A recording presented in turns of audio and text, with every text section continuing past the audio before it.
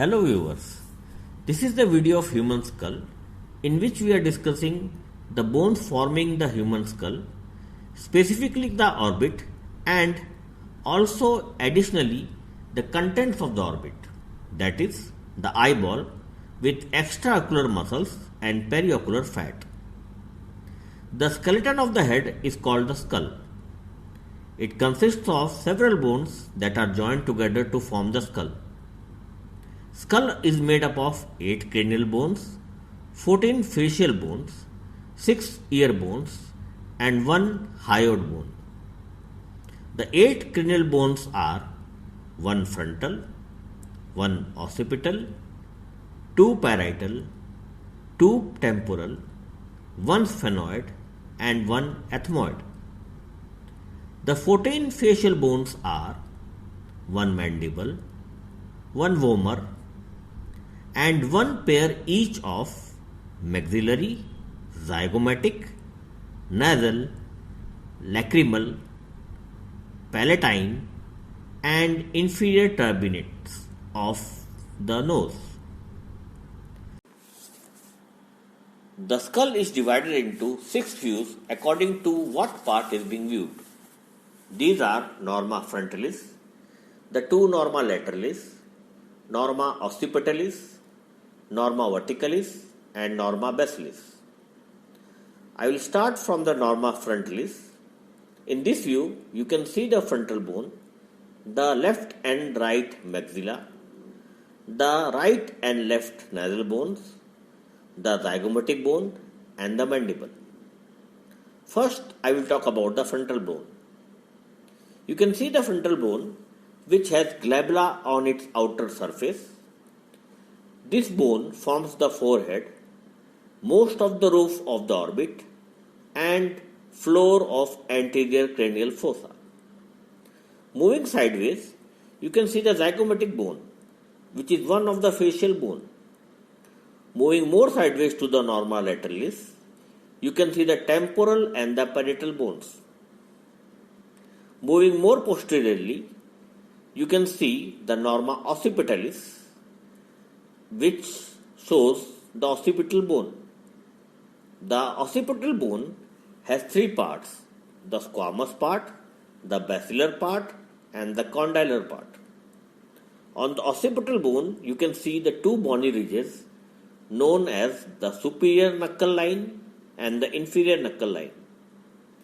The occipital bone has a protuberance called external occipital protuberance. It is a medial prominence and it is a place where the posterior wall of the skull meets the base of the skull.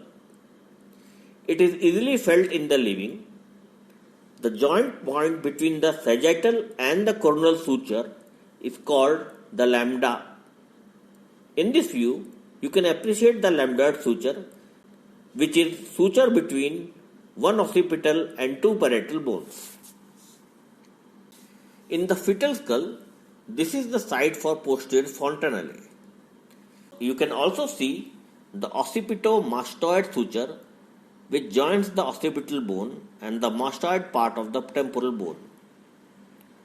Coming back to the norma lateralis again, that is on the right side of the skull, you can see the parietal bone.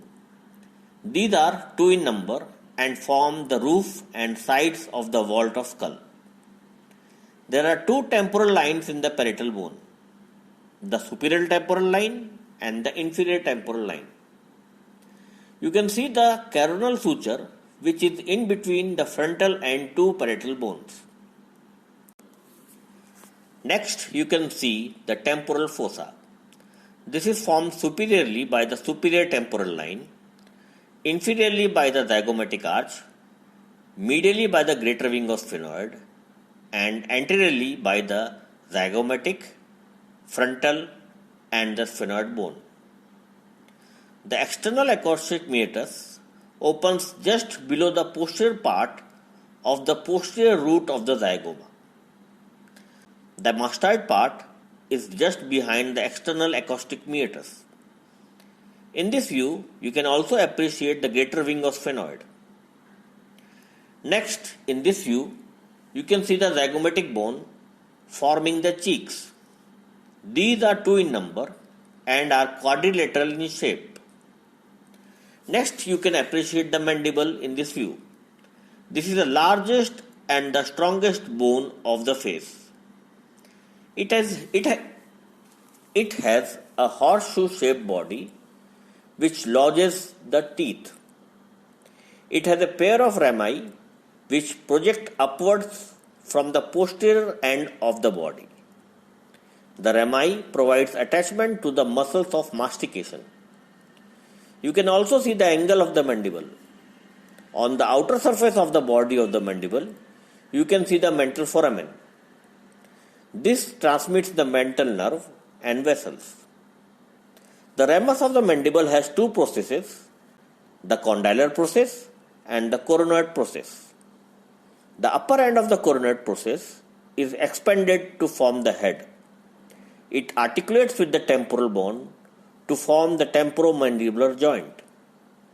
Coming back to the front, you can see the maxilla. It is the second largest bone of the face. The 2 maxilla join together and form the whole of the upper jaw, and each maxilla forms the face, nose, mouth, orbit. The maxilla has a body and 4 processes that are the frontal, the zygomatic, the alveolar and the palatine process. As you can see, the frontal process joins the frontal bone. The alveolar process forms the half of the alveolar arch and bears a socket for the roots of the upper 8 teeth. The palatine process, though not visible here, forms the roof of the mouth and floor of the nasal cavity. Here you can also appreciate the anterior region of bony orbit.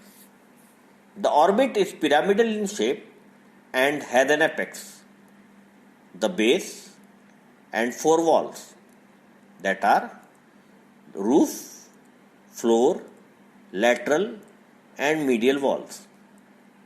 The orbit contains the periorbital fat with eyeballs, extraocular muscles, intraocular muscles, optic nerve, oculomotor nerve, trochlear nerve, abducens nerve and the lacrimal gland.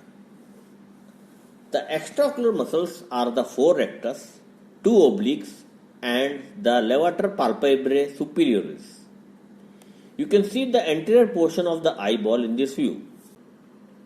The conjunctiva is a translucent mucous membrane lining the posterior surface of eyelids, and it also lines the anterior surface of eyeballs. It has 3 parts: the palpebral conjunctiva, the bulbar conjunctiva and the conjunctival fornix. You can also see the cornea. The cornea is a transparent avascular watch glass like structure. Posterior to the transparent cornea, you can see the iris and the pupil. Moving towards the nose, the external skeleton extends the nasal cavities onto the front of the nose. As you can see, the upper 1/3 of the nose is bony, while the lower 2/3 is cartilaginous. The bony parts, which consist of 2 nasal bones, meet in midline and rest on the upper part of the nasal process of the frontal bones. The nasal bones are held between the frontal processes of the maxilla. The cartilaginous part consists of the alar cartilage, the lesser alar cartilage and the septal cartilage as seen here. Lastly, moving towards the top of the skull or norma verticalis, you can see the coronal suture between frontal and parietal bones and the sagittal suture between 2 parietal bones. Bregma is the meeting point between the coronal and sagittal suture. In the fetal skull, this is the site of a membranous gap called the anterior fontanelle. It allows the growth of the brain.